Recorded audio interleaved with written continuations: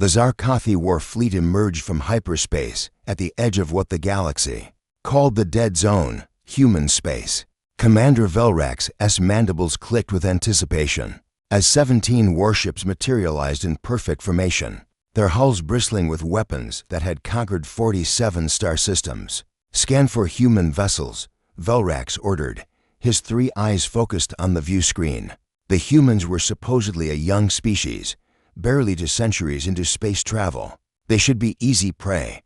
What concerned the galaxy wasn't human strength, it was the silence. Every ship that entered human space simply vanished. No distress calls, no debris fields, just nothing. The Galactic Council had theories.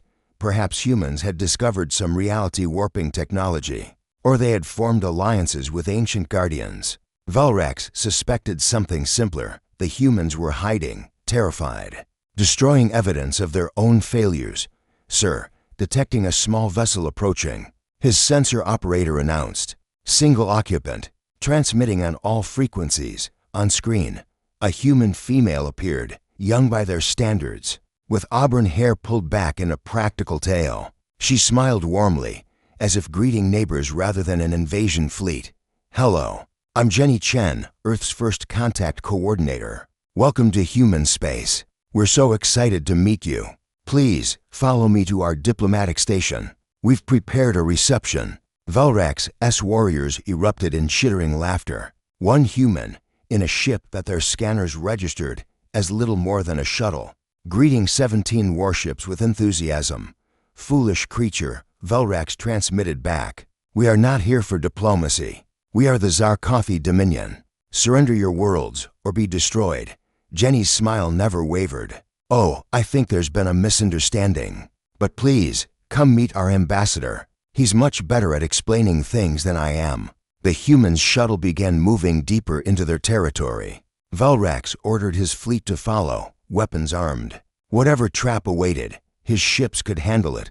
They traveled for an hour, passing several planets. Velrax noted their defenses' minimal orbital stations, no visible military presence. The humans were either incredibly foolish or, "Sir, we're approaching their diplomatic station."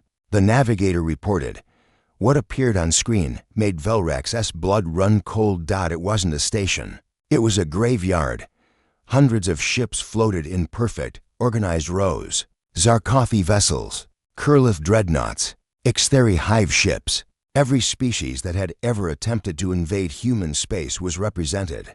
Their hulls intact but clearly deactivated, arranged like trophies in a museum. "Welcome to the Museum of Misunderstandings."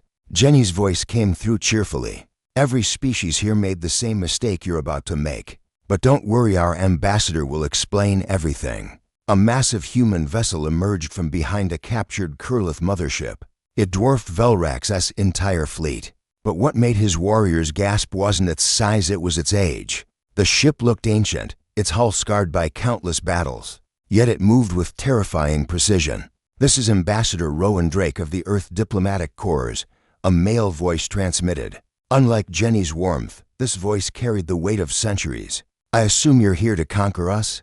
Velrax tried to steady his voice. "We are the Zarkothi Dominion. We have conquered 47 systems." "Yes, we know. We've been monitoring your expansion for 30 years. Rowan's image appeared, a human male with gray streaks in his dark hair and eyes. That had seen too much.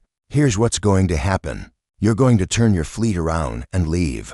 You're going to tell the Galactic Council that humans are not to be disturbed. And in exchange, we won't do to you what we did to them." The view screen shifted to show the interior of one of the captured ships. Zarkothi warriors sat frozen in their command chairs, their bodies perfectly preserved but their eyes vacant. Neural suppression technology. Rowan explained calmly. "We don't kill if we don't have to. We simply turn off the parts of your brain that make you hostile. You remain conscious, aware, but completely unable to harm anyone. It's quite humane, really." Velrax felt his warriors' fear through the ship's neural network. "You're bluffing. One ship cannot. The human vessel didn't fire weapons. It simply released a pulse that Zarkothi sensors couldn't even classify." Immediately, Velrax felt his own aggression draining away, replaced by an overwhelming sense of calm. His warriors' hands moved away from weapons controls, their bloodlust evaporating like morning dew. We developed neural suppression after our Third World War, Rowan continued. We realized we could either destroy ourselves or evolve past violence. We chose evolution. When other species come here seeking conquest, we give them the same choice peacefully. Jenny's voice chimed in. The galaxy thinks no ships return because we destroy them. The truth is simpler. We cure them of their aggression and send them home changed. But their governments, embarrassed by warriors returning peaceful, hush it up. Velrax struggled against the calming influence, but found he didn't want to. For the first time in his military career, war seemed pointless, wasteful. You could conquer the entire galaxy with this technology, he heard himself say. Rowan's expression softened. We could. But conquest is what brought you here, Commander. It's what brought all of them. He gestured to the graveyard of ships. We learned our lesson in blood and fire on Earth. We don't seek to rule others, we seek to help others overcome what we overcame. Your fleet is free to leave, Jenny added brightly. The effect will wear off in about a week. By then, you'll have a choice, return to conquest or choose a different path. Most choose differently. Velrax looked at his warriors, seeing the same dawning realization in their eyes. They had come seeking glory through domination. Instead, they had found something far more powerful, a species that had conquered themselves. The Galactic Council, Velrax managed. They don't know. They know what they need to know, Rowan replied.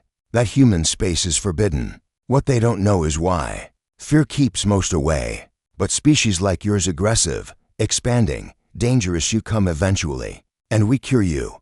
As the Zarkathi fleet slowly turned away, Velrax understood the true terror of human space. The humans didn't destroy invaders. They transformed them. They didn't conquer worlds, they conquered the very concept of conquest itself. And perhaps most terrifying of all, deep down, Velrax found himself grateful.